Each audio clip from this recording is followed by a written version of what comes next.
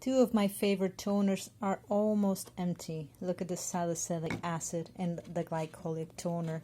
They're so good, but I cannot find them in Portugal. Only in Aldi stores in Ireland. And I suppose other countries, but I bought these in Ireland.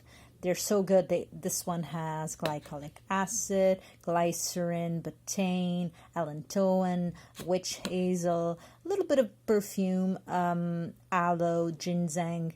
But I love this one for the price. And then we have the salicylic acid. And you would be surprised to know that is mostly lactic acid, more than salicylic acid. That's great. It has betaine as well, glycolic acid. And then we have the salicylic acid, lactobacillus, so a little bit of probiotic. In this case, it says prebiotic, aloe, hyaluronic acid, and Papulus tremuloides bark. I don't know what that is.